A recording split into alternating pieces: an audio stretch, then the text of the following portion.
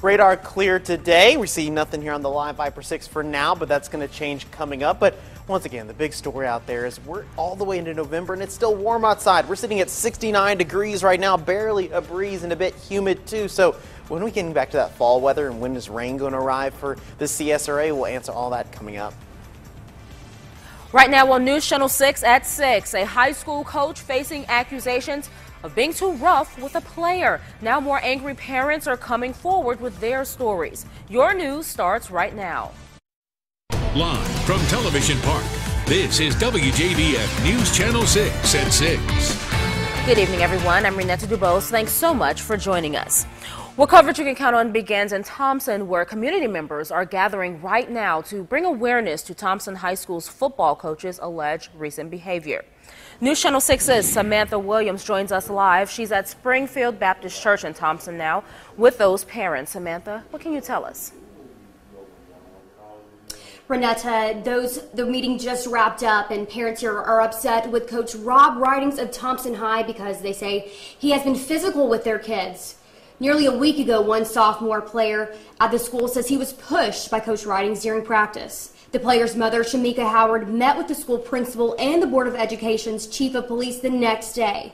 She says they told her no harm had been done to the players and that her son has been separated from the football team. But this is not the first time parents have complained about Coach Ridings pushing players. The McDuffie superintendent says the investigation is still ongoing, but Shamika Howard wants justice. That is the goal for tonight's meeting.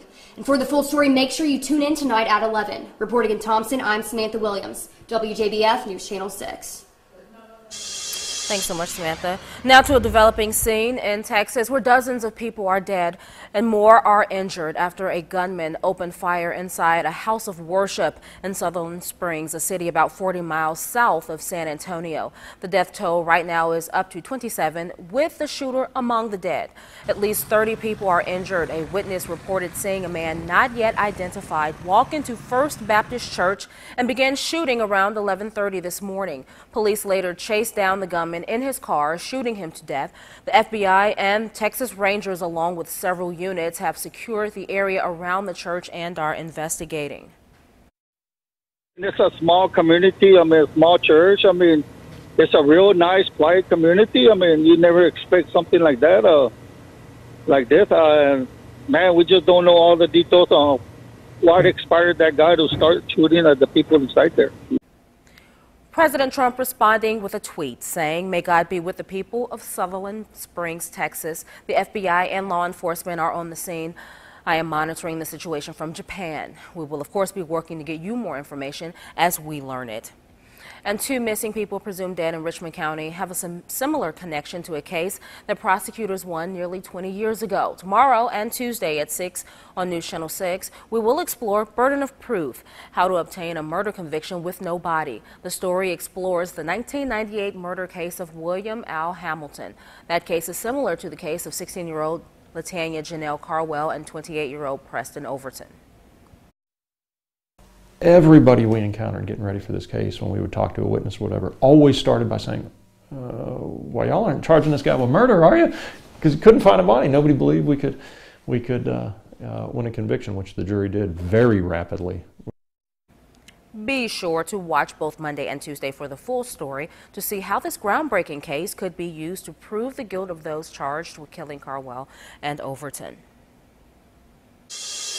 Well, another relatively warm day yesterday. We set a record high temperature in the CSRA. We didn't get to a record today, but still, temperature's pretty warm out there. 78, which the normal high is 72, and our low temperature well above normal. So feeling pretty warm out there, and that could continue here into the next couple days. Right now, across Georgia and South Carolina, you're seeing temperatures in the 60s and also in the 70s. So still staying warm this evening. So if you want to get out and about tonight, you don't have to worry about that extra layer. It's feeling pretty warm out there. As far as what we're seeing outside right now, no real rain across Georgia, Carolina, just a few mixed clouds, but we're watching that frontal system to our north. It's bringing severe weather across the upper Midwest. My parents live in the St. Louis area and got quarter to golf ball size hail with a severe thunderstorm this afternoon. So while we're not expecting necessarily any severe weather in the near future, what we are expecting is that frontal boundary to eventually push in our direction, bringing with it showers, thunderstorms, and eventually some more cold weather. So we'll look at all of that coming up in your 7-day forecast. Stick around.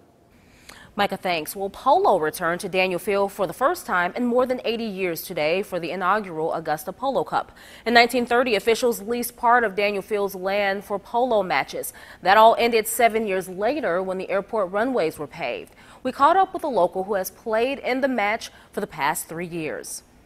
I like the opportunity to play and to know all these people and get to know even the horses. And I mean, polo is playing at horse, so you also that's a big thing. You have to know every single horse. You have to know where you're at and what are you sitting on top of, right?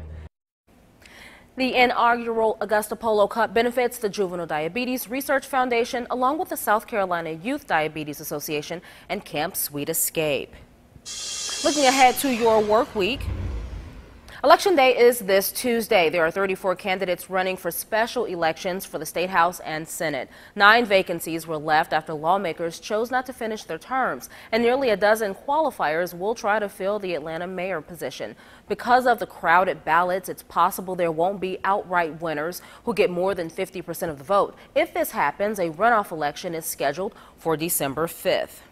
Changing focus now to the election system across the country. Experts say the technology is so decentralized that 10,000 districts oversee the voting process on Election Day. This can make it harder for hackers to manipulate machines on a large scale. But it also gives bad guys more chances to sabotage. After the recent Russia accusations, Homeland Security is now working with states and local governments to tighten election security. Well, still to come, one man's mission has taken him all the way from Chicago right here in Augusta.